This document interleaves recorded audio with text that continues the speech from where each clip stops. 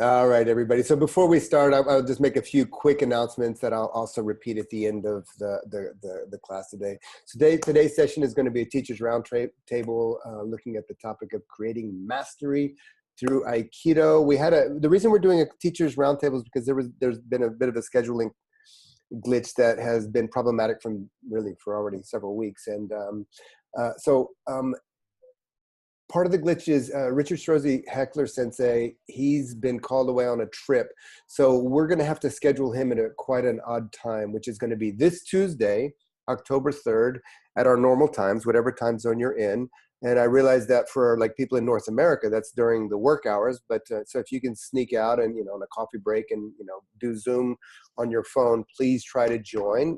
It probably won't be convenient for everybody, but the replay will be there, and I'm sure it'll be a fantastic session to see and replay regardless. Let's see. Also, the question and answer session this week has yet to be determined, so please stand by. I will give some information about that by email very shortly. And also, you can track any and all updates that we have on Zoom. Sorry, not on Zoom. On our Facebook group for Aikido at the Leading Edge Masters class. So we've done our check-in. I'll do a quick introduction of the teachers, and then what we'll do is we'll open the question for a presentation. We'll open the main question, which is creating mastery through Aikido, and let each teacher kind of give an opening statement. So the roundtable teachers, Don and Julie, Wendy, Paul, Dan, and myself, and Anita. Hope I didn't forget anybody else on the roundtable. Your question is creating mastery through Aikido. So we'll maybe let everybody give a 2 to 3 minute statement, kind of opening statement about that, and then we'll do a dialogue. So today on the roundtable we have Anita Paalvast, who is she's running a business in Holland called Aikido at Work. She's Aikidoka for many years. She's trained with John Stevens Sensei, and also she's training, I believe she's done training with Wendy, if I'm not mistaken. Is that right? Okay, so forgive me for not having all your bio details, but Anita, as you know, in addition to being a passionate Aikidoka, she's bringing Aikido into the workplace, and she's been developing her business through that for several years. And I believe she just returned from China, where she was doing some organizational development work there. So great to have you with us, Anita. We also have Wendy Palmer Sensei, who I'm very happy was able to join us from Paris.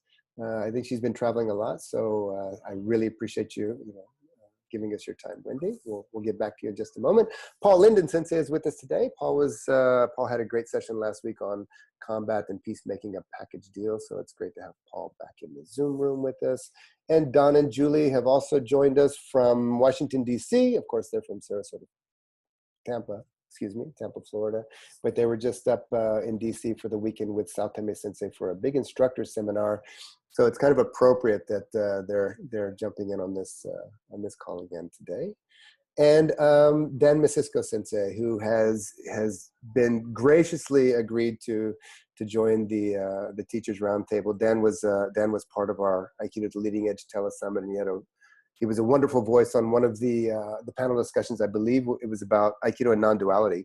Forgive me if I've missed the topic, but it was a wonderful topic, or a wonderful session. So great to have everybody here, and I hope I didn't forget any teachers. So I'm going to go through, and I'm going to open up the mics one by one, and let's start off with just doing an opening statement. Again, let's say 2 to 3 minutes, and the simple topic is creating mastery through Aikido. Maybe we put a question mark at the end of that. And maybe we can begin, since Daniel is our new member to the group here. Daniel, would you like to begin? Maybe just a kind of short opening statement for you. What is creating mastery through Aikido? Well, I think, first of all, when I sort of read about this discussion was going, the idea of mastery was sort of a difficult thing to wrap my head around. Thinking that, well, is mastery sort of the pinnacle of our training? We've reached a peak, and it sort of feels like an end point. I'm a master. Everything else I've learned. There's nothing else to learn. And I remember Anyo Sensei saying, he's in his 80s, that he's a work in progress. And I sort of, that really kind of think is what Aikido has always been to me, is you're constantly a work in progress. And you may have think that you've attained some really, maybe other people see you doing Aikido and they go, wow, that's incredible, you're a master. but I never felt that inside. I felt like there was always so much more to learn. And mastery, I think what, for me, more than anything, what I've discovered through my training is that everything started pointing back to me. Is that, you know, anytime there was any problems in Aikido, that it was happening in me. You know, I couldn't blame the other person. I couldn't blame the uke. That I had to constantly change and adapt myself. So mastery is sort of overcoming, you know, the ego, the desire to be, you know, in control of things.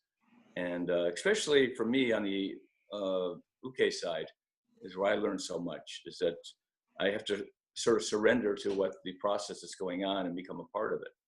So mastery to me, like, is an ongoing process, and it's recognizing the fact that it is continuous, and that the focus needs to come back to who am I, what am I, how am I in my practice. Beautiful. Well, great. Thank you, Dan. Anita, would you like to chime in next? Yeah, that's fine. I can very much actually relate to what Dan was just saying, because I also feel like even after 25 years of training, I still feel as if I'm a beginner and I still don't know a lot. I sometimes compare it with learning languages in a certain way. When you learn a foreign language, the more you know you don't know, and the more detail you can see, and the more you sometimes, at least I sometimes, struggle with things I encounter about myself and in the interaction with the others. So I like that way of comparing it to like work in progress. And yes, of course you progress, and yes, you do reach certain levels, and as compared to others maybe. And at the same time, it's really about myself and how do I relate to the art itself. And for me, what I also find very important is how do I take the art into the rest of my life and make it consistent or maybe congruent, because that's also what I say to my clients is like, of course it's great to practice Aikido and to keep on practicing it for all kinds of reasons, but it teaches certain principles through this particular martial art, and if I don't see them in my daily life or don't practice them in my daily life, then what's the value? So for me, it's really in a way a practice what you preach story. And can I be courageous enough to look at myself and wonder at certain ways how I approach maybe other people, or I deal with certain difficult situations? Did I actually apply the principles, yes or no? So that's important for me. Oh, beautiful. Great. Thank you, Anita. Let's go over to Paul. Paul, would you like to chime in now? Sure. The first thought I had when I saw the topic was, I haven't a clue what mastery is. I haven't mastered it at all. So it's hard to talk about that. But I can tell a story. Through high school and college, I had a dignified C- average, which is barely functional. 10 years of Aikido, I went back for my master's and my PhD, had a 3.98 average. And I realized that it was the randori. When you learn how to put your attention where it's functional and effective, 100% on the closest attacker, the other 100% on everybody else. And I found that when I studied with the same thing in mind, I learned the material and it went in. It wasn't constant pushing to get it in. It just went in. So I think that was more efficient than spending a semester goofing off. But I think that may be a clue to what mastery might possibly, perhaps be. Great. Thank you, Paul. And let's go over to Don and Julie, and maybe we'll do Julie and then Don. Sure. Well, coming to this instructor seminar, being probably one of the younger people here in my training and in my age, you know, I do ask myself, what is mastery? Because each of these people has a different kind of perspective of what Aikido is to them as an instructor. So I'm asking myself the question, what is mastery for me? But I think it has to do with each person that you meet is going to be different, and how many different viewpoints are you able to see? And if you're able to see enough different viewpoints, perhaps you have some kind of understanding about, you know, the ways people can move, the ways physical things can go through our bodies, emotions can go through our bodies. And I'm very curious where this is going to go today. Mm-hmm. Well, for me, you know, Sensei saw some great classes this weekend, and one of the things he talked about was just this idea that Aikido is whole life. Your whole life you're going, and he's like, you're thinking you reach a spot and it's flat. This is never flat. You're always climbing the mountain, step by step. Each day is climbing the mountain. And so the idea of mastery, the trickery is that, like others were saying, they think it's going to be flat for a time. But it's never flat. You just learn to get comfortable with the climb. Each day is work. Each day, each day, each day. And so that's what comes up for me from mastery, is being okay with that. And then the other thing he was talking about that resonates with me is on the mat, off the mat, no separation.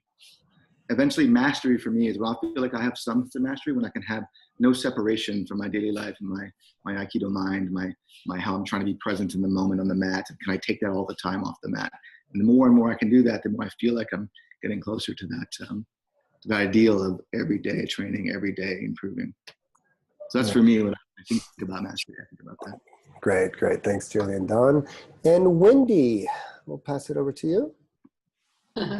Well, when you asked me, I laughed because George Leonard and I had this conversation years ago when he was writing his book on mastery. And, you know, to me, it's an impossible thing. One can't achieve it. So, and then he kind of being a writer, redefined it, as writers do, to meaning, you know, just a committed continuous practice and levels of that.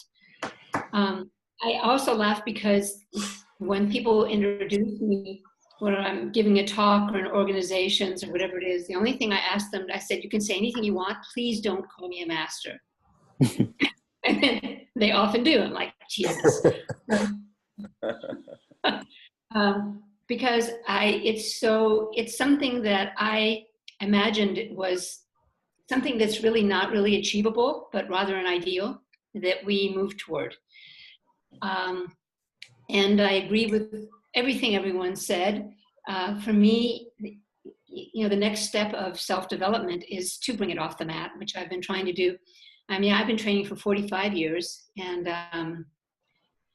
for the last 25, I've been taking it, or 30, off the mat. To me, that's where we contribute, as well as teaching people physical. Is how do we teach them what's the psychological and emotional equivalence of these interactions that we do through Aikido. And the idea is that in Aikido we create low-grade threat, and then we get to observe ourselves in low-grade threat, and we get to train alternatives into our body to fight, flight, and freeze, because everybody has the idea of how they should act, and if we all acted in the ideal way, we would be masters, but nobody does. As soon as we get triggered, we lose it. And that's the body that's losing it, not the mind usually. So we can train our body to be relaxed and open. And then for me, the next step is toward how does you start to work with the psychological and emotional equivalent of that when you're attacked psychologically and emotionally, or you attack yourself psychologically and emotionally. Right. How do you start work with that more skillfully, generously? Oh, beautiful. Okay, so just as a way to kind of lead us into the next section, I'll also kind of chime in on this, and I mean, there's so. First, I really appreciate what everybody said, because it stimulates so much. This question first about the word mastery, it's one of those tricky words that's so loaded, you know, like enlightenment, that it's like, you know, well, what the hell does it mean? And you know, I agree with Dan that there's kind of an idea, especially when you're a beginner, that you think it's a place that you achieve or you arrive to at some point, when I think everybody has pretty much said that it's actually not that. It's an ongoing process. I do want to make a distinction between proficiency and mastery, because, like, you know, we can learn our techniques more or less good, and we can always get better at them. But I would say that's proficiency, but you don't necessarily have to be a master. Again, just let me use this word loosely for a moment. Mastery doesn't mean that, you know, or being proficient doesn't necessarily mean that you've mastered anything. And my feeling is always, you know, the techniques are on the surface, and whenever we practice techniques, what we're doing is we're practicing the past. We take what we've seen, we take what we know, we've seen our teacher do it, maybe we've done it thousands of hundreds, if not hundreds of thousands of times, maybe, I don't know. And we repeat it in the present, or we project it in the future. So we're repeating the past. So I don't see any mastery in that at all. We can get better, but I don't see that. Whereas the principles don't exist in the past and they don't exist in the present, but rather, sorry, they don't exist in the future, but only in the present moment. And whatever mastery is, it's when we dive deep enough into the present moment where those principles wake up. And I feel that when we do penetrate technical training to the level of the principles, that the principles automatically impact our external forms, our technique, and it naturally begins to change and naturally begins to evolve. And in this light, and this is the question I want to kind of pass around to the next round in the roundtable. When I was meditating in Burma, I had my teacher's name was Upandita, and there was a specific, let's say, stage in my practice or whatever that it was kind of a nice, juicy, fun stage to be in meditation, which is not always the case. And I was enjoying these really far out experiences. And after a few interviews, maybe it was a few weeks, he kind of told me, he said, you know, he basically wanted me to kind of let it go. I was becoming attached to it. And he says, look, and you know, it's great, fine, but in order for new wisdom to come through, you have to be willing to let go of the old wisdom. And it was like, you know, okay, look, dude, you're attached to this, let it go and see what happens in the practice. Of course, what happened is it felt like everything was falling apart, but that was the beginning of the next insight coming through. So the question I would pass on to the round table here is, you know, what do you feel, again, using this word mastery, assuming there's such a thing, but in this kind of pursuit of mastery, what do you feel that you want to carry forward? And what do you feel needs to be let go, or have maybe even from your own experience? And I'll just, if you want to raise your hand, I'll just call on anybody who has something to say about that. What do you feel that you like to carry on towards developing, you know, in your Aikido? And what do you feel is worth letting go?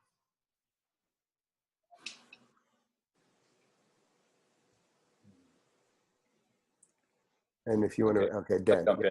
Yeah. Okay, I think probably the thing that's sort of and again, these transitions you talk about where I feel like I've really changed something, and then suddenly I hit this point where it just seems like it's falling apart, and I go into this kind of depression in my Aikido, you know, where I suck kind of feeling, you know. Yeah. And even though I've had many, many experiences like that, and I know that that's sort of the next stage, I have to go through that to free myself up for that new information to come in. It's nevertheless very painful. I don't care for that stage I go through. And even though there is hope at the end, you know, at the end. And but the thing that seems to always be there is mindfulness. That is one thing that doesn't change. I mean, my Aikido practice now, whether I'm practicing it or teaching it, is this state of being in the present moment that is so strong, and I have so much faith in it that it determines what happens at each moment. The techniques are no longer something that I say, okay, I'm going to do this technique or that technique. Just the fact that I'm mindful allows for the person I'm working with to sort of come into that realm of mindfulness and allowing whatever their energy is to sort of manifest itself in a technique, if you would say, or sort of let them fulfill their intent. And that's consistent. That never goes away. That never is something that I let go of, mindfulness. And I think, again, going back to that thing about bringing it into I don't want to get off the topic too much, but bringing it into everyday life, that's what carries on into everyday life. I don't go out and say, okay, I'm going to practice Aikido principles on this in my life. I'm going to, you know, my kids, I'm having some problems. I'm not going to practice Aikido techniques with them. If I'm very mindful, I can sort of see what's going on around me. So that's a consistent thing for me, is mindfulness. Everything else I can let go. Wow, beautiful. Somebody else? Yeah. Go ahead. I think of it, I think that the path for me is intention. I have to do everything on purpose with deliberate experience of space in me and the space around me that I'm moving through. And if I don't do it on purpose, it doesn't get done. So I think of some step toward mastery as getting so efficient at projecting your intentions through space that it's no work anymore. But if I don't do it, it doesn't get done. Great. Anita, Dawn, Wendy, Julie as well. Well, Okay, Wendy's I mean, there. yeah, there's a couple of things for me. You know, what I want to continue to carry forward is that sense, or that I experienced both on the cushion and on the mat, that I'm part of something bigger. And what happens to me, I mean, the only thing I've really mastered in my life is my neurosis, is being neurotic. I've done a great job of mastering that. And so that's sort of my smaller self, shall I say. And so Aikido and the cushion has given me both opportunities to glimpse my larger self, my universal self. And Sensei spoke about it and pointed to it and sort of manifested it when I look at the films, to me a lot. And so that's what I want to continue to find ways to connect to be creative, to find ways and help other people find ways to connect to that larger universal self, and to befriend my smaller self. And in Aikido, you know, people attack you, and how do I accept that? How do I accept them? How do I open to them? And then let that larger self manage them, rather than thinking that I'm going to control them when I can't even control myself. So, and there's a larger self. That's what I want to carry forward. And I would like to not continue my intense mastery of my neurotic self as quite as much. So that's a great question. So can I just a little bit ask a little bit more there, because I can relate to that. Sometimes my stress or my busy self or my active self or my efforting self kind of takes over, and I'm aware of it. So now when you say connecting to your bigger self, what are you doing there? What's actually happening for you to help you shift out of that? Well, you know, it happened spontaneously a few times way back when, 25, 30 years ago, and then I started cultivating it, the feeling that something was coming through me, and it was coming through me by virtue of particular archetypes. And I'm sorry, particular what? Archetypes, like O-sensei is an archetype. Yeah. Or I've spoken about this before, Mother Teresa as an archetype. Mm-hmm. Or my teacher Trungche as an archetype. So that sense that started happening on the mat and happening on the cushion too. I started like, woo, just like what you said you did too. And then, you know, then I would leave the cushion and go into my kitchen, and my kids would be screaming and the phone would be ringing and it would be all gone, whatever that place was. But that's what I mean by my bigger self. One path toward it, and one from is to relate to archetypes that I actually experience as outside myself. It's really me. It's not like it's not me, but it's me that's way out there, that's connected to everything that runs Aikido Spirit, that runs O-Sensei, that runs Mother Teresa's compassion. It's easier to tap those qualities when I think just general universal flow. And just to help me understand, because I totally relate to what you're saying. And what is it, like an intention when you say you tap these qualities? Do you just you see that you're a little bit verklempt, and you have an intention to connect with these archetypes, and then something opens up? Yeah, it's a yes and. I mean, I usually start with my neurotic self, my judgmental self, or my reactive self, or my needy or planning self, and I'm like, oh, I'm doing that. And then I have this process where I uplift, I actually physically expand myself out, and I invite those archetypes to come through me. It's an invitation. And especially when I'm really, like I tell the story sometimes when I go to organizations, that about 10 years ago, I got a call from someone that asked me, would I be willing to do some training for some young leaders at NASA? Now NASA, it doesn't get cooler than that, right? Mars, the moon, the whole, and the first thing through my head is, I can't do it. I don't have the credentials, because that's my neurotic thing. It's like, I can't do it, whatever it is, I can't do it. And then I thought, oh, but Sensei can, and the Dalai Lama can, and Mother Teresa can. And I suddenly felt empowered. And I said, I'd be delighted. Let's talk about details.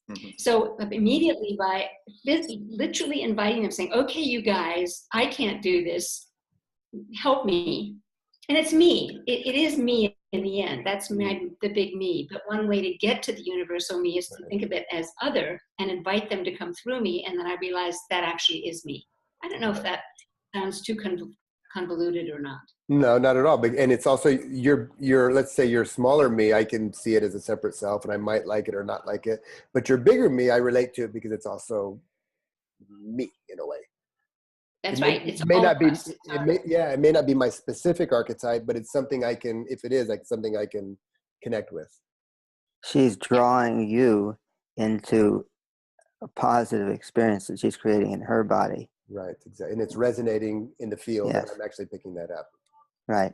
Yeah, beautiful, great, cool. Let's go around a little bit. Anita, you want to, and then we'll go over to Don and Julie. Let's go to Anita first. Yeah, sure. So what came to me as I was listening to all these intriguing statements, what came to me was the joy and curiosity. It's like, how do I, every time I step on the mat with whatever is there, even if I don't want to go for whatever reason, step on it with joy and curiosity. I think it's related to all the things that were already said, like being in the present moment and connecting to my bigger self rather than the judgmental or stuff that's going on in myself. Yeah. So tap into a joy and curiosity. What could happen today, or let's look at what we're going to do with new eyes, or things like that. That's what I'm thinking of as that I would really want to carry forward. It's something that I think that really carried me forward in quite difficult times as well, of a lot of separations I've gone through in my life a couple of years ago. And so keep on stepping onto the mat and trying to tap into some kind of joy and curiosity has been an important practice for myself, even if I couldn't feel it many times. Right. But it somehow it always comes back when I get back onto the mat. Great. Okay, and Don and Julie, or Julie and Don? Well, it comes up for me when it's just coming back to the question, what I want to carry forward in the master, what I want to leave behind. I certainly like the words that Wendy, since he was using, they resonate with me pretty well. For me, it's just a simpler language still, which is just what do I want to leave behind? I would love to leave behind my judgmental mind and my critical mind. I'm a very judgmental person. When I'm watching somebody do Aikido, if I travel, and stuff, I keep it inside, but I can feel it, Sure. And the same for my own self. I'm judgmental. This weekend, I was invited to be one of the teachers here with Sensei, and I'm like, who am I to teach on the same mat as Sensei, and it's crazy. So I just had to accept that and do my best. But what I want to bring forward is kindness and generosity. So I really want to just keep turning towards kindness and generosity in whatever forms I can make that happen. And so I like always looking for tools to help me turn more to kindness and generosity, and away from judgmental, critical mind. So I'm interested in trying some of these things, inviting some spirit into my body. We'll see how that goes, but just having that in my mind to turn toward kindness and generosity and away from my critical mind. What do you mean by judgmental and critical mind? I think I know, but can you clarify that? It's just looking at someone going, well, they're not doing this at all. That's not Kihon. They started out at Mote, they went to Ra. Why can't they just have good posture? And they're looking at their face isn't bright and shiny while Sensei's talking. And, I have all these things come up and they're about them. And then in my own self, I'm like, well, what am I doing? What am I doing wrong? Why can't I do this? And that's the worst self when I have those feelings. It's not a constant dialogue, but that is what comes up, Can you say all those words without any affect, without feeling negative about the person? No, that's not true. I definitely feel negative. I'm asking, can you? Oh, can I do that without feeling negative about the person? Right. I could pretend to for a while. I think it would be on the surface, but probably deep inside, I would probably hold something inside that I wasn't aware of. My subconscious. That's how my brain works. Yeah. What about you, Julie? Well, And she knows me, I'm judgmental like that too, so she can attest to that. yeah, let me see. Well, it makes me wonder what you're saying to yourself. It really does. You know, how much of that dialogue is happening to yourself at the same time it's also happening out there? Because as Dan Sensei was saying, like, it comes back to you, you know, so what can you change what's going on inside, and you'll see it differently on the outside. That's the hope. So Tomai Sensei was talking this weekend about the hakama and the significance of the hakama. And I, you know, at some point I tried to learn the 7 samurai virtues and contemplate why we wear this costume. And is that something that's important to have the symbolism of wearing the uniform? Well, if you know what the virtues are and you believe in them, I think courage is a virtue that I do not want to drop, that belongs in Aikido. I think truthfulness, or, you know, your own sense of speaking truth and pursuing truth. I don't know about etiquette, but I think etiquette is probably starts within yourself and has to do with kindness. You know.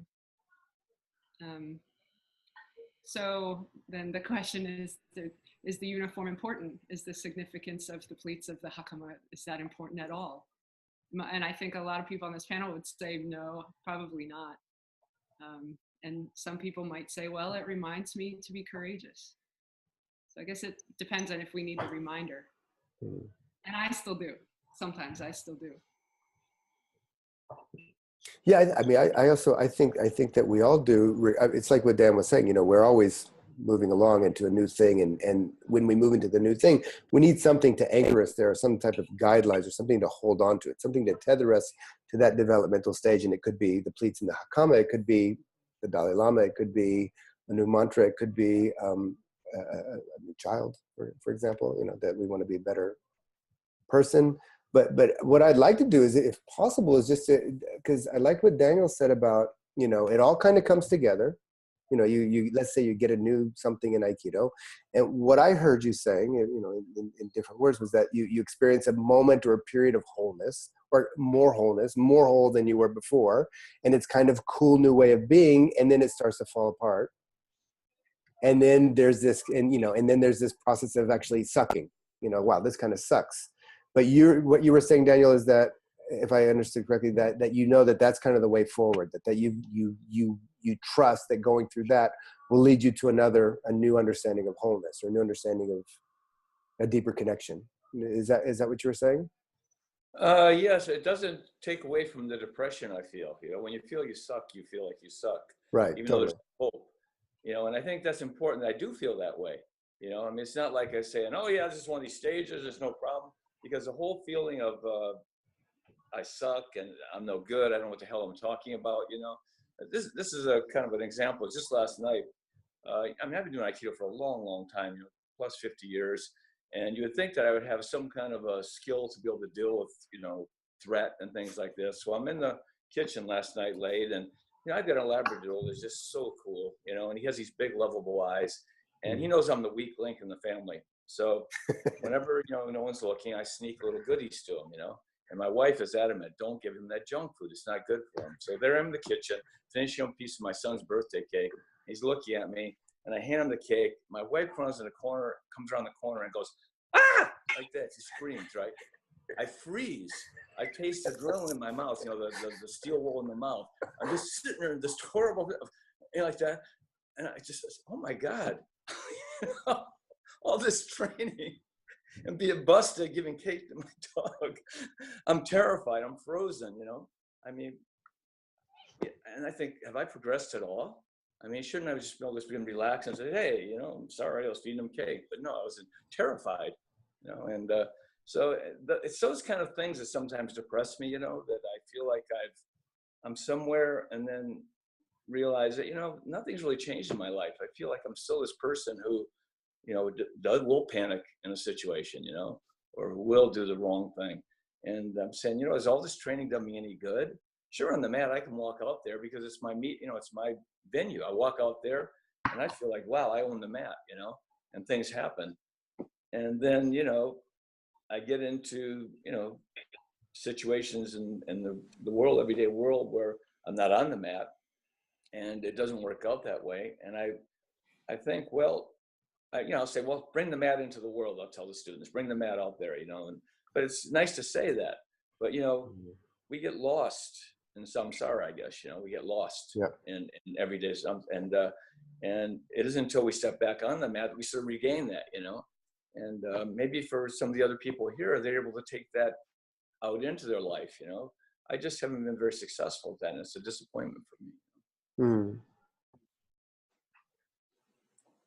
Well, so what is the relationship then? Because we all know that to grow, we have to move out of the comfort zone, and which implies uncomfortable periods, uncomfortable steps, uncomfortable moments, uncomfortable months, or if not years.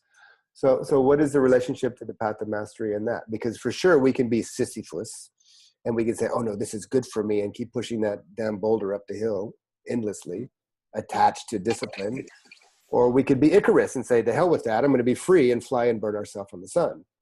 So what is the relationship to our practice? What is our practice's relationship to mastery? Yeah, Don. I think we were talking with Trace Hoffmeister we were talking about this one time. And he was saying that somehow we just get used to that taste in our mouth, that taste of effort, that taste of being uncomfortable. And when he described it in that way, that resonated with me pretty well, because it's like, yeah, when you're training long enough, you just you chew on it and you feel it. And yeah, I know this taste is a little bitter, but I know that I'm used to it now. I'm okay with that taste. And that's the taste of effort and the taste of this climbing the mountain each day. And maybe we just, through enough training and through enough, momentum, we just get used to it, and we know it leads somewhere. We have faith. That's where the faith comes in. And so I just try to get used to having that taste of effort in my mouth, the taste of uncomfortableness, that taste of I suck and I have to keep working. I hear that because I agree with that, but I also know that I have a tendency to be Sisyphus. And I comfort myself with, no, effort's good. No, just another, push that boulder a little bit further and I'll get there. I've learned, and I'm still learning, like Dan, my wife scares the shit out of me sometimes. Mine too.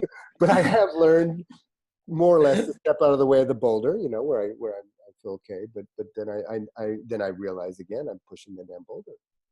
Maybe Paul or Wendy, you guys want to jump in?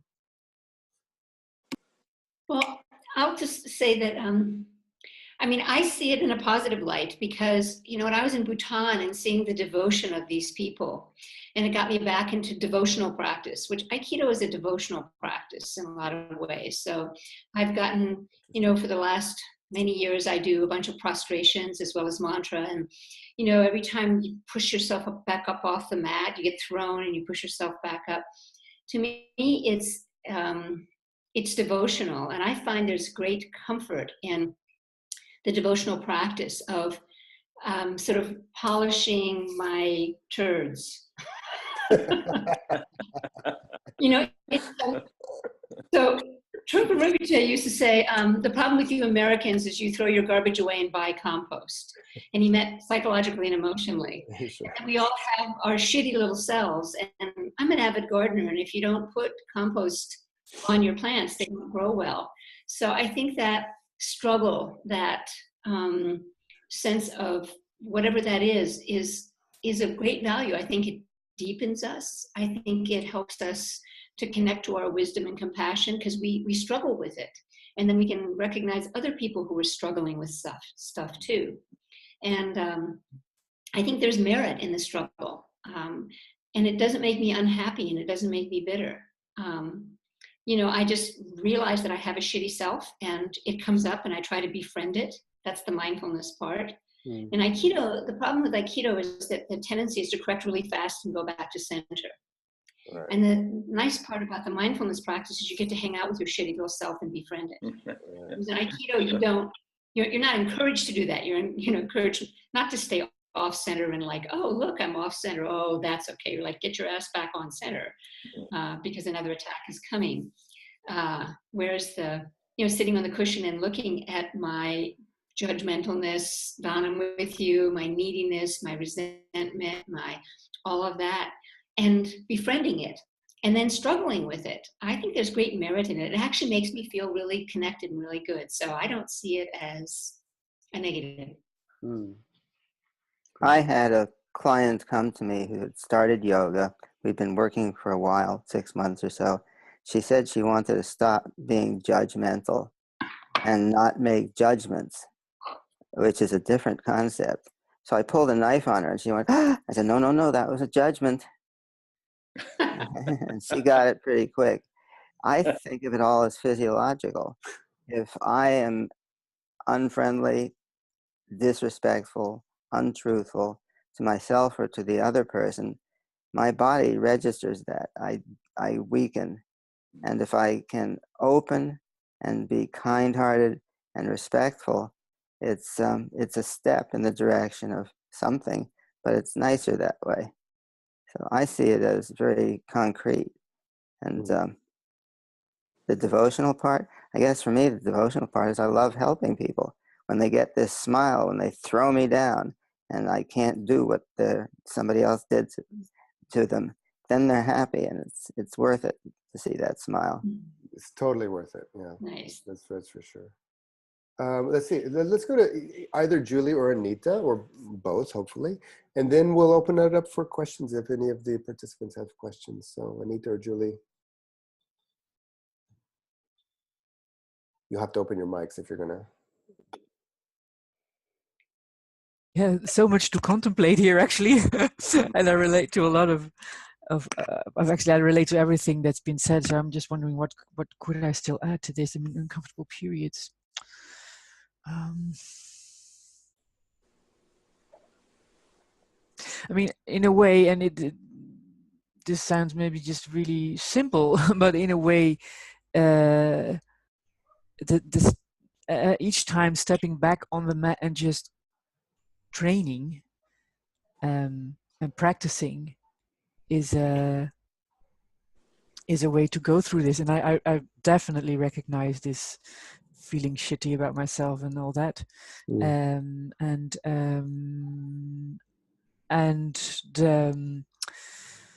the learning of how to befriend that and how to make more peace with that, so that it doesn't block me, or at least blocks me less than it used to. Because what I notice is that it comes back every time, and sometimes those periods take longer than other periods, and the process is that it maybe takes less long, the judging myself, and then getting to my senses and understanding that there's something bigger going on, and getting back in touch with my bigger self, and understanding that I have something to share and something to give, and to have the courage to step onto the mat with that every time, but also to continue with my business, for example. It's kind of the same kind of feeling. Sometimes I really am in this phase of who am I to be, showing something or coming with a message or wanting to teach others. Because yes, I've been practicing this art for so many years, and I do have a sense of what it can bring to people. And at the same time, I really struggle with this question: who am I to tell somebody else? Because they might have their wisdom in a different way, and so how do I relate to that? And then every time I do get into a workshop or a session with another person, and I get the feedback how they make progress and take a next step or see something new, that's also again then for me an evidence, if you like, that that I did help somebody going through something, yeah, that's what I have to say at the moment. Yeah, great. Thanks, Anita. And Julie, and I'll just before you speak, Julie, I just want to say to anybody, we'll go into questions from the participants after Julie speaks. So if you have a question, you can raise your hand by, you know how to raise your hand. So Julie, sorry. I'm thinking about what was said, like, for example, what Don was saying about getting comfortable with this discomfort. And I remember the Tibetan word for meditation means to familiarize, you know, and so when the cycles come back around, and if I'm able to look at that cycle and recognize it sooner, then I also think your stress level is going to have to do with how well you deal with being in these slow times, or these times when you feel there's no growth, or you feel the actual negative suckage happening. And yeah, so so if you're stressed, then the urge to, you know, lash out, or the urge to damage yourself is going to be more like at the surface, quicker, you know. So I think that the whole time it's really important. I think that goes back to what Wendy Sensei is saying about like purification practices, like prostrations and things. We don't know when this kind of thing's going to be happening to us. So to be doing preparations all the time is a better way to set yourself up for the inevitable time when you feel really bad. Your wife comes around the corner and you're feeding the dog, you can respond. Well, hopefully you would respond and then you would laugh at yourself, you know.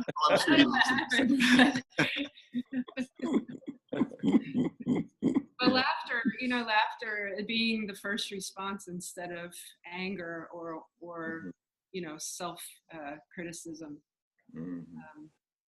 I think if our practice can lead us to a place where we're doing that more, I think that's a spirit of joy. I would like to live there as much as I can, even if there are times when, you know, it hurts, or like it hurts to go forward. Yeah, it's interesting. We were very fortunate. I mean, I feel very fortunate to be with my wife, and we get to explore these things because we're both in this space where we're trying to explore these things more and more off the mat. So we're really having some great conversations at home all the time about our harmonious and not so harmonious times, and it's really interesting. It comes up quick, you know. Mm-hmm. Yeah. It's always there, in fact. Yeah. That's why we have Aikido. Yeah. Well, okay, so I'm going to go ahead and open it. So we have one hand up. It's Carl Tissel. I'll open up Carl's mic. If anybody else has a question, you can do two things. You can write it in the chat box, and we'll read it to the panel, or you can just raise your hand. So, Carl, your mic is open. Hi. Hello. My question is for Paul Linden. Mm-hmm. You said that intention is very important. I find that in my training, a lot of times I have no idea what the next step is. How do you have intention for something that is unknown? Well, I'm using the word intention in a technical way. I'm not meaning I intend to go to the opera tonight. If you reach for something that's just slightly out of your reach, you know, that feeling of balancing and trying to get it, not fall forward. That's what I mean by intention, the choice to move through space to a target. And if you improvise, you ride the attacker's intentions. You don't have to know where you're going. At a certain point, in a certain way, our timing for practice in Aikido is off. You stand there, you wait till he punches, and then you do something. I find that I have to go in sooner, and I'll figure out what to do when I get there, but I don't have an intention to do a specific technique. I just move in. And so I'm moving, but I don't know where I'm going to wind up. Does that speak to your question at all? In a part, yes. I agree completely. You got to be out of phase, be earlier than the attack. I was thinking more in relation to my own development, personal development. Mm-hmm. I have a hard time thinking of being earlier than myself. I get stuck. What is the sound of no self clapping? Yeah, right. Okay. Well, I'm using the word intention in a very different way. It's a technical term in the way I practice. As far as development goes, I I feel that my development over the last, I've been doing Aikido for 48 years. And in the last 15, 20, I finally figured out what I was trying to do. And it has to do with not in detail going someplace, but constructing in the body a sense of compassionate power and calm alertness. And then I'll go somewhere, wherever I need to go at the moment. But the development isn't towards a goal. It's towards every day being a little bit kinder and a little bit more present. Does that offer anything? Okay. How do you know when you are being a little bit kinder and a little bit more present and not Okay. just imagining it? My body is smoother. My movements are stronger without effort. I can keep breathing. I get attacked, but I don't go into fight, flight, freeze, or collapse. I can keep thinking respectfully. That's what, if you do a Nikyo, what's the readout, what's the gauge in the Nikyo that says you're not just practicing a joint lock, but you're practicing a way of being? For me, I can feel in myself whether there's anger or fear, and whether there's calmness and considerate receiving of the attacker. And I can see it in the other person, whether they're calmly present with me or whether they're angry and afraid. Sounds good. I hope it's good. It's changed me a lot in the last 20 years as I finally understood what my tools were. Okay, thank you. Great. Sure, thank you. Also offer, Carl, that you're probably taking the next step just by being on these calls, right? This is a different kind of thing, and I think that's probably a step that you, Oh yeah, an intention that you've done to take that step, you know. So I think that's great. Actually, I think I do have a more specific answer. When people are critiqued or giving critiques, they often tighten and become alienated from the process. It's painful to be told you're wrong. Well, many years ago, I noticed that when I was told that's not a good way to do the technique or something of that sort, I would tighten and bristle. And I set about eliminating all those physical responses. So then I could hear what people said and use the critiques. Does that make any sense? Great. If you can, Yeah, go ahead, Paul. if you can say to yourself, this is not how I wish to be in this situation, and you have some tools for creating whatever you do wish to be, then if it's concrete, you know what you're doing as you do it. If I'm saying, let's make peace, jerk, that's not the way to achieve peace. So I can monitor my body and check out what I'm feeling and doing. Great. So Carl, is it okay if we go on to the next question? oh yeah. Great. Thank you for raising your hand. We'll go over to Mandy Barber. And in the meantime, if anybody else has a question, do raise your hand. And Mandy, you can ask for generally or specifically to one of the teachers if you could. I can't hear anything. Okay, Mandy, hang on a second. Okay, your mic should be open. No, I'm sorry, we can't hear you. All right, so if you can sort it out, you did something. Or type it into the chat box. Okay, can you hear me now? Yes. Okay. So my question is for Wendy. Being a past student of Bob Nadeau's, and I know that you were also, I ran into quite a few roadblocks with the settle and open process that he had. And when you said uplift and invite,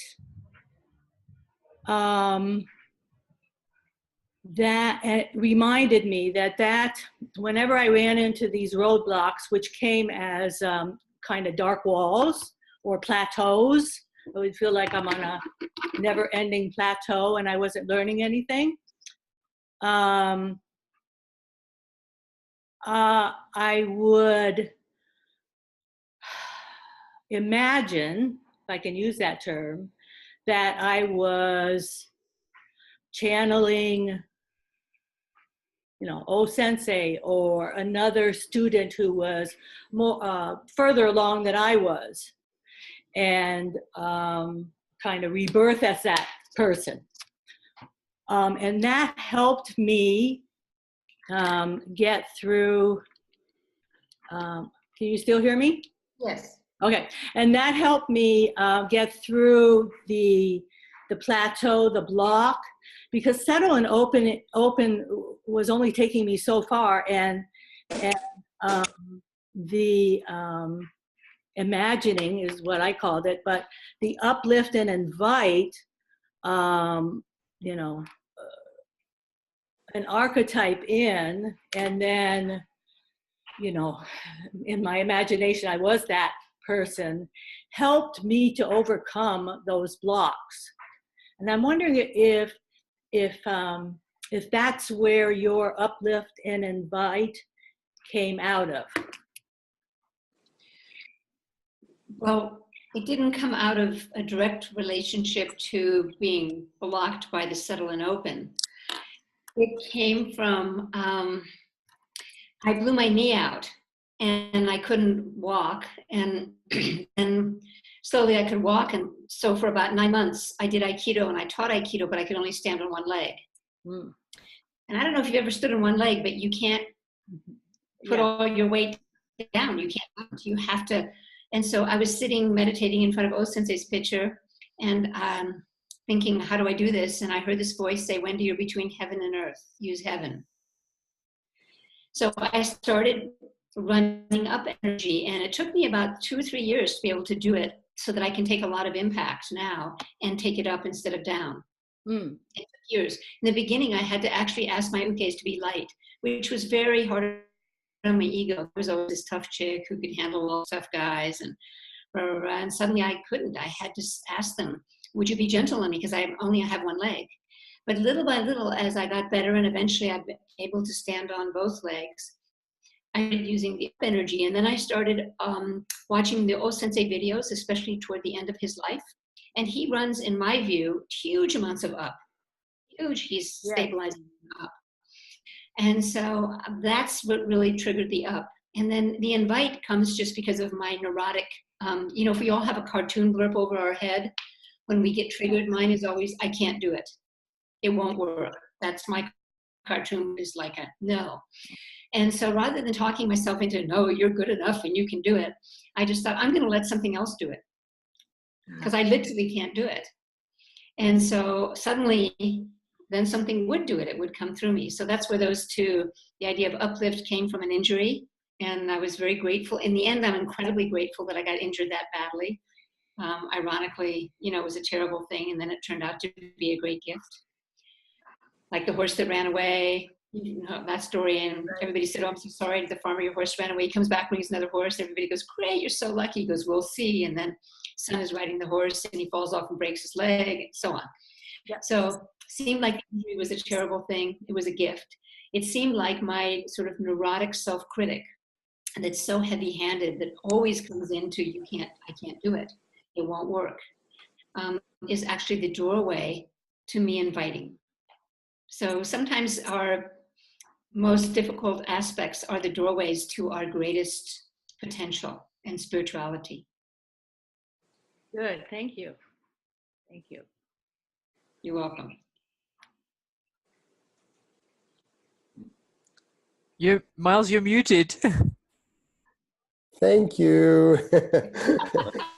Thanks, Mandy. We're going to go over to Danny Julsker. He's calling in from Copenhagen. And if anybody else has a question, we still have about 20 more minutes, and you can ask open question to all the teachers, or if you want to ask one specific teacher, Danny, that'd be great. Your mic should be open. No, not open. Just a minute. Now it's open. Okay. Hello, everybody. Hello. Well, I just popped in. I have to get my daughter to sleep, so But I have a question. So as a teacher, how do you feel about students asking questions that maybe can be provocative, or maybe deep questions that can, how can I say it? You know, Aikido can be some kind of vertical learning, and there is some kind of etiquette that students can be afraid of asking the difficult questions. So my question for you as a teacher, how do you feel about that? And how do you feel when students actually ask the good questions where maybe you don't have the answer? I feel great. I think vertical is top-down, sensei-led learning. The horizontal is everybody has the right to perceive and feel and question. If they're bringing some other knowledge to the dojo, if they're a physical therapist or a Tai Chi master, their questions will inform the practice that will help me learn. So the better the question, the better I can learn. And it has to be respectful, of course, but if you're not allowed to question sensei, how can any progress be made? Great. Daniel, you want to, Dan, you want to jump in on this one? Yeah, often, you know, I think people assume because you're skillful in one area that somehow you have this broad-based knowledge about everything. Right. And so I'll get questions sometimes from students about things that, you know, have to do with their personal life, you know, and, you know, this is going on with my life. And, you know, it's definitely I'm supposed to come from some deep Aikido knowledge and give them, you know, this wisdom. And I think, well, you know, would you ask the same question of a, you know, someone in the Circus du Soleil? They're much more skilled in what they do than I am, you know, just because they can go up there and do these trapeze things and fly over the place can, you know, oh, would you tell me about how should I, you know, deal with my children? And they give them, oh, well, here's what you do. You know, I find that, you know, I try to sort of let people know that I'm only skillful in what I do because I've been doing it for a long time. And I have the same problems that they do. So I try to answer it, but I let them know right away if it's out of my realm. I say, you know, you need to ask somebody else about this. You know, you need to, you know, go to a therapist or something like that. I can give you my personal take on it, how things have happened in my life and how I dealt with it. But, you know, I can't always answer every question. So if it's specific about Aikido, something they're struggling with, then I can say, okay, this happened to me and this is what I did. And maybe it'll help you. But if it starts to get outside the realm of Aikido, and, you know, like I have the wisdom of, you know, the ancients because I practice Aikido, you know, I let them know right away that I don't have that, you know, demystify myself, you know, Great. before I become cold here, you know. So we enjoy talking with Dan about these things when he visits us too, because it's just so authentic. We find our conversations, he doesn't hold anything back and doesn't pretend to be something he's not. And that is a great advice. It's a great way to be in. And because of that, we've had amazing conversations, you know, with Messisco Sensei. Well, you know, I love what you said, Don, because you know, the thing about authenticity in this context, Danny, is that the person questioning, even if it's like, you know, coming from a place that could be perceived as criticism or somehow challenging the power of the hierarchy, if they're coming from an authentic place, it's going to be respectful. And for the teacher, the person in that teacher position, let's just say, even though it's a bit of a hierarchy, the person in that teacher's position, since we're in mastery, that, you know, really there's something that comes from going through this process again and again. It's incredibly humbling. You know, every time you fall apart, like Dan was saying, every time you go through a place where you got your shit together and then your shit falls apart, you do that enough and you become incredibly humbled. So any question is going to, you know, if it's held in a respectful place and it's also meeting a humble ear, then it's going to be authentic. Then it's really because what do we want? We want to learn. You know, that's really why we're coming together. And in that sense, it's completely horizontal. There's no teacher, there's no student. There's just what fits together, and then what's functional, and then what's not functional. And if it's not functional, let's talk about it. Don, Julie, or Anita, or Wendy, you guys. I mean, I don't know whether he's talking about a student challenging his martial skill or whether a student is asking challenging questions about, you know, what step do I take in my life. But for us, we've had students that have started asking harder questions, and those students have really stepped up in the dojo to become like, strong members. And we invite that kind of. we invite it in, and we invite them to look at their questioning and see like, where are you going with this? And that sometimes can propel them up without us even directly trying to attempt to answer.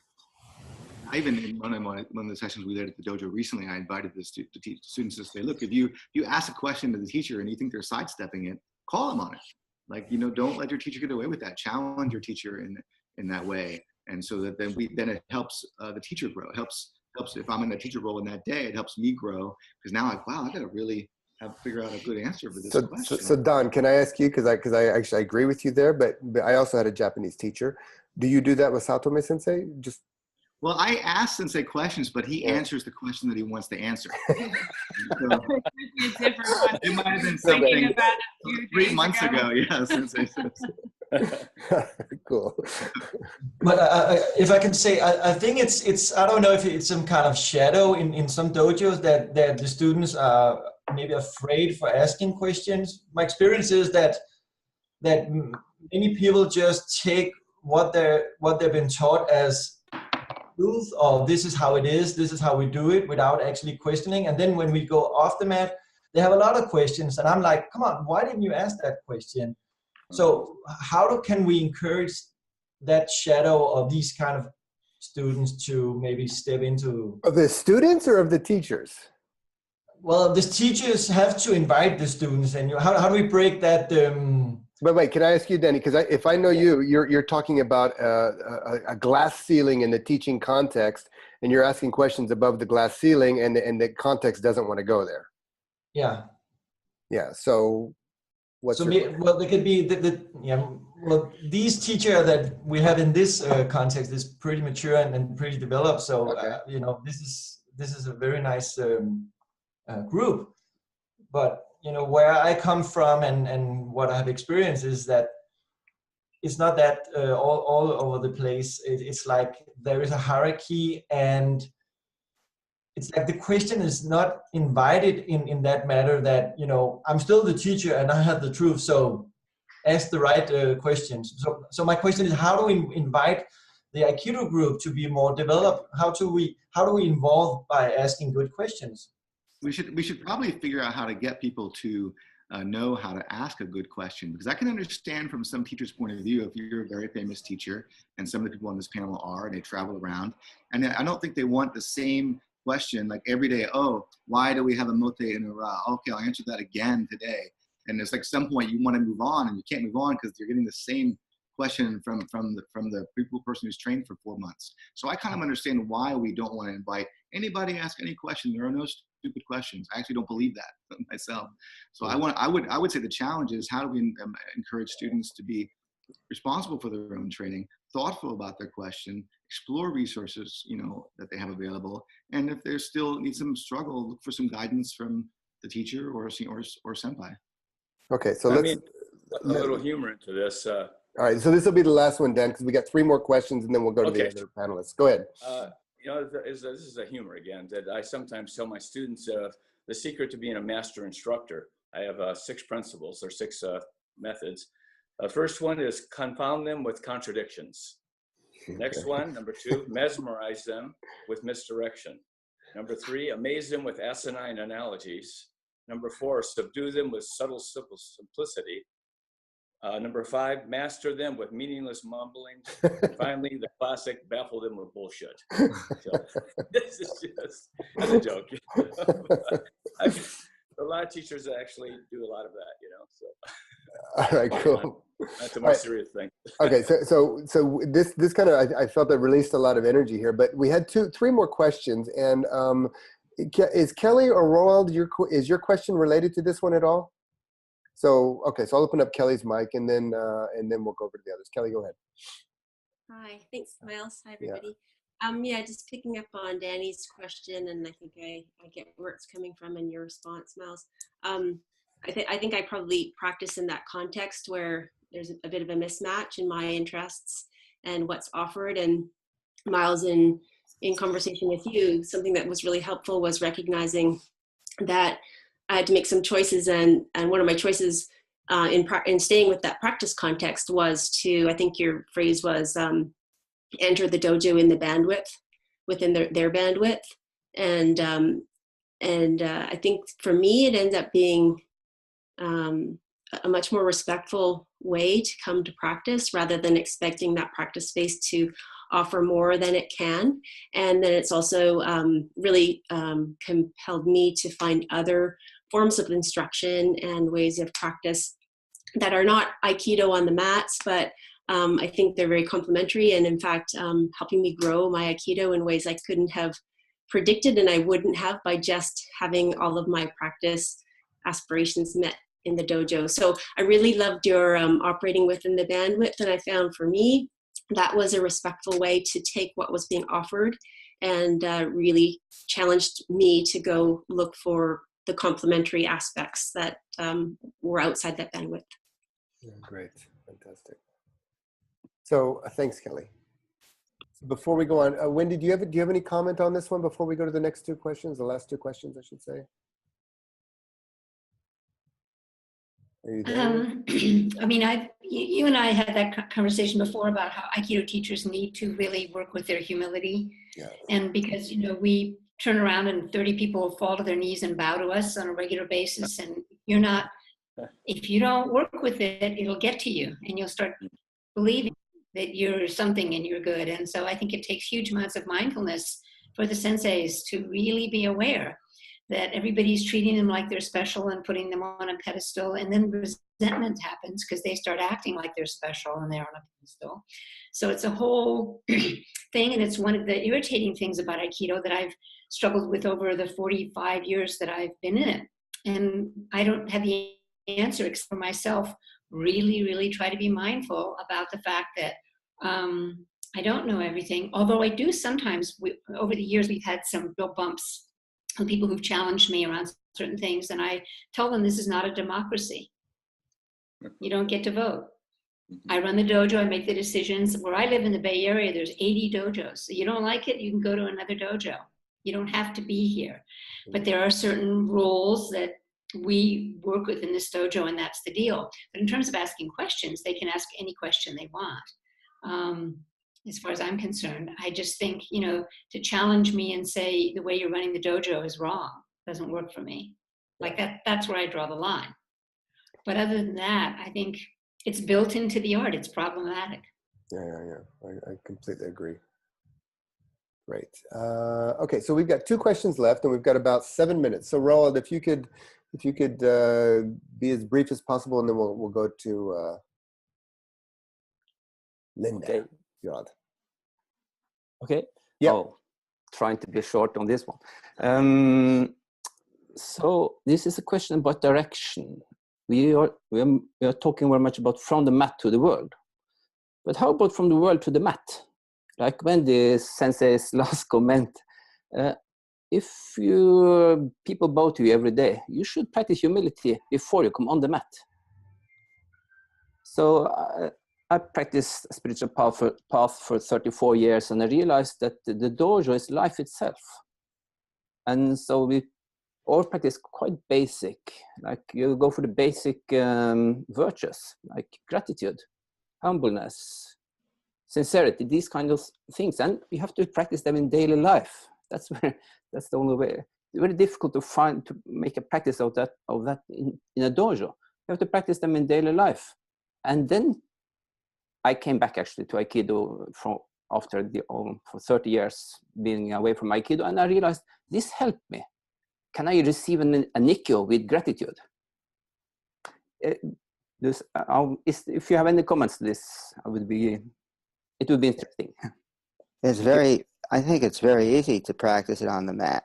If you do a punch and somebody does the kotegaishi on you with anger or love or appreciation or respect, it totally changes the movement, and it's you can feel it and people can see it. If you come in and say, thank you, as you block the attack, it's a different block, and say, don't touch me. So I did the practice on the mat, took it out into the world. What I did import into my practice was a lot of philosophy of language, concrete definitions, testing, hypothesis construction. It's a very, very formal, logical process, and you can apply that to great effect in Aikido.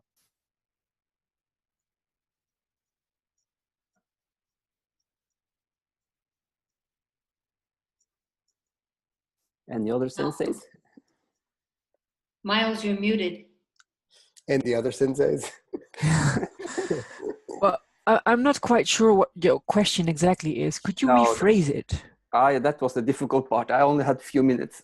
Yes. It was a growing feeling after listening today that this is something we always talk from the mat to the world, which for me it's more the opposite way. Yeah. From the world to the mat, you mean? Excuse me. The more difficult thing you're encountering is from the world to the mat. Is that what you're saying? Actually, my practice is in the world. Yes. And then I come to test it in a Aikido dojo. Right. And so your question is how we see from the world to the mat, how we experience that? Yeah. Am I wrong in this? I've had this feeling we always talk from the mat to the world. Well, yeah, yes, in a way, yes, because, well, maybe we see practicing on the mat as practicing something, the virtues and the principles, and that then somehow the logical question is, okay, so how do we take that then from the mat into the world as a logic? But yes, I think that's very pertinent to see it also the other way around. It's like, what do we practice in the world, and how do we engage with others in our daily lives? Do we practice something there, or how do we do this? How do we develop ourselves there, and can we take that also to the mat? Yeah, I think that's the way. That's what that's what you were wondering about. Yeah, that's the thing. Thank you. Yeah. Well, I think both ways is actually important, because if I practice, if I try to be kind in my daily life with people around me, but on the mat I just block everybody and just treat them badly, then what am I doing? And the other way around as well. So I think, at least for me in general, I'm looking for how to do it both ways. But as I am practicing this particularly with Aikido for so many years, the question for me has been mostly, how do I take that I try to practice on the mat also off the mat? But at the same time, I also recognize that off the mat, I am actually practicing the same principles as well, but maybe a bit more unconsciously, and that the path of making that a business and trying to bring that into another context made me do that more consciously as well. At least that's the path that I see for myself that I've been walking. Is that in any way helpful to your to your contemplation? Yeah, thank you. Yeah, okay. Julie has some. Can I just add a very quick thought that came up? Sure. Yep. So another way that I see that is, when you can practice your technique, you can look down and just practice your technique. But recently, I've been practicing looking at the person and taking in who is the person in front of me. And each person is different, and, trying to keep this outside feeling of I'm interacting with a person who's got a history they just brought onto the mat, and something's different about them than this other person. And thinking about, different people go through cycles of being uplifted, being depressed, being all the stuff we talked about in their mastery journey. And just considering that each person there in front of you is bringing their own stuff right onto the mat for you to work with. And you can, and like Paul Sensei is saying, you can feel it all the time. You can feel, this presence. And the qualities of what it is. And so that's how I see, Raul, what you're talking about. I see that there's something right there in front of you to work with that's actually happening. Somebody's having a meltdown on the mat. Somebody's they hit their car against something on the way. Somebody else is, they're really sleepy. somebody else, and how do you work with that constantly? And then when you bring your stuff on the mat, you observe yourself, your own self, and say, today I have a lot of pain in my body. Today I feel awesome. Today, and observe how you train and how you're different in the different circumstances. And how are you going to work with when your partner is that way or you're this way? So, I mean, I don't know if you do practice that, but if you do, I'd be curious about your thoughts at some later point. I would offer just a very tangible thing is, since we both train Aikido together, we could be literally having an argument on the drive to the dojo. And then it's very real because now we're in the practice. There's no more basic example than like we're actually having this conflict. And then now we train. And now, okay, it's on the mat. It's absolutely on the mat. Yeah. That's great. Thank you, Roland. And we'll probably go 5 minutes over, everybody. And I'm just reminded by this the story that Ken Wilber tells of the great golfer from back in the day, Gary Player, who was, he was the Tiger Woods of his days. And he was practicing, he practiced. And then he would just, he would be good in his flow state when he was golfing and was phenomenal. And one reporter was asking me, how, and he was the best at that in the world at that time. And the guy said, a reporter asked him one day, he says, how come you're the best golfer in the world? And he says, I don't know, I guess I'm just lucky. And then the reporter said, what? How can you say that you're just lucky? You practice more than any other golfer alive. How can you say you're lucky? And he said, well, the more that I practice, the luckier that I get. And you also have a spiritual practice. So you've probably heard the saying that enlightenment is an accident and meditation makes you accident prone.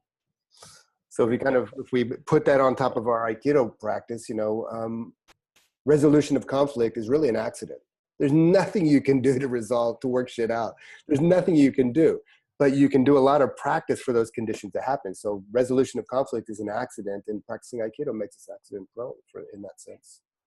So that could be in the dojo or in the world, this way or that way. So the last question that we have for today is from Linda Eskin. She's basically asking for any of the teachers, and maybe we'll just do a round with everybody on this one. She's asking about pitfalls on the path of mastery, signs that you're stuck or you've kind of settled into kind of a comfort zone and your practice is stuck. How to get unstuck in the context of mastery, how to get unstuck and back on the path. So let's start with Paul. Well, I immediately think of my Parkinson's. It's a great hobby. If I don't practice it, I don't move. I have to keep practicing, and if I want to be alive, I've got to do it deliberately. So you put one foot in front of the other, literally. And those moments when I can't walk, when I can hardly walk, I put one foot in front of the other, and I just keep pushing. Gently, of course, but pushing. Great. And how about Julie and Dawn? I would say for me, I know I would feel I'm getting stuck if I think I know something pretty well. Then I realize I probably have to be careful. I think that's what Wendy, since they were talking about earlier, I think. And what I do to get unstuck is I travel. And I do Aikido in different places, and that seems to help me, just from a very practical point of view, become unstuck in my practice, because I really feel like I gain a lot when I come here to DC, for example. I train with these awesome, very high-level people, or if I go to randomly some other part of the world and train with Miles at his dojo, and just what happens. And for me, that gives me I feel a lot of growth. I feel a lot of getting unstuck. I feel myself getting unstuck when I'm in those uncomfortable spots, and I challenge myself. It's interesting that Don thinks I go outside and I get inspiration from outside. I think I have to check in what's happening inside. Am I sticking myself? So I do find that I stick myself. Like I get my own stuck into thinking that I have to do it this way, or I have to do it the way the teacher's saying, or I have to think the way that the way that I learned this, and then I have to go and check with myself and make sure that I've explored the possibility of being free. Can I actually be free of those things? So I'm more of an inward person. Of course, I enjoy going and visiting Miles' dojo and getting inspiration from you. Great. Dan, how about you? You know, when I hit bottom, I mean, the real worst parts of that, you know, these kind of pitfalls, I go through this whole thing where I say, you know, I should quit Aikido. What a waste of my life. For the last, I've been wearing this stupid uniform, going to these seminars, worrying about this and rank, and if does this teacher like me, and look at these videos and just say, oh, you know, and just say, if I gave that all, what would life be like? And I just sort of settled into this thing, this in my mind, that there's no Aikido in my life anymore. And there's like, I'm free of it all. And when I do that, it sort of clears the computer out, you know. It just sort of, and I go to, and I swear, I say I'm never going to go to class again. And of course I go to class again, but I come up with this attitude, you know, like, who cares, you know, who cares? And it really opens up, you know, a fresh mind again. But I have to do that. I have to just take and dump it in the garbage. You know, everything about Aikido, everything I've ever learned, every teacher I've ever practiced with, it has to have no meaning in my life, and it frees me, and I'm ready to practice.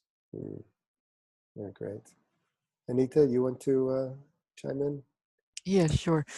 So for me, it's one of my pitfalls is more the getting into more negative thoughts about myself. So the shitty self towards me that I then recognize, and so I would practice more what Wendy talked about finding more kindness towards myself and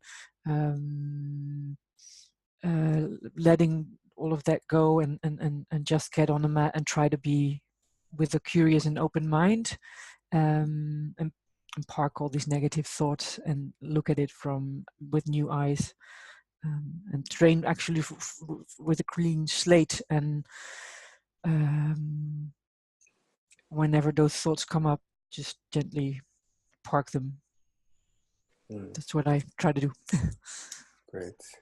And Wendy, I'll go, and then we'll finish off with you if that's okay. I would say that, you know, when stuck for me, it's kind of like if there's a flow of a river, a flow of a stream, and there's kind of a log jam or a bunch of things that are stuck there, and the flow just stops. I suppose the fundamental thing for me is that it's very clear that there's a part of me that I'm not allowing to live, that's not kind of coming into my conscious present moment of who I am. And it's demanding my attention. So I kind of turn into it and I accept it. I start with acceptance. And in a way, there might still be a process of clearing out, like Anita was saying, and like Daniel was saying, there might still be that process to do. But I find that fundamentally it's the acceptance of that first. Wow, okay, I'm stuck here. Something's just not working. And the moment I align with it and fully accept it, it turns something starts to flow. And more often than not, I experience a break in the logjam, and there's a huge flow and inspiration and things like that. Wendy, would you like to bring us home? I think it's a Kissinger quote that says something like, I don't know who you are or what your destiny will be, but I do know the only ones of you who will be happy are those who have found and learned how to serve. And so the way I get unstuck is I remind myself that I want to serve, which I do. And that's what I'm trying to do here. And that kind of opens the door for me to receive inspiration and help, is that I'm doing it on behalf of others. I'm not doing it for myself. And I can't serve others if I'm stuck in my little me thing. So that's kind of how I try to bump myself out of it. Oh, beautiful, beautiful. I'm going to, just by coincidence, today I posted a quote from Rabindranath Tagore, if I can pull it up. And he says, oh, just give me 1 second, please, because it's completely related to what you said, Wendy. He says, the internet's a bit slow here, sorry.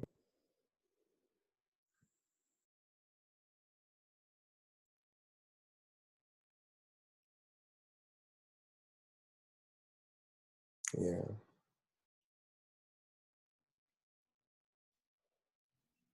Here it is. I slept and dreamt that life was joy.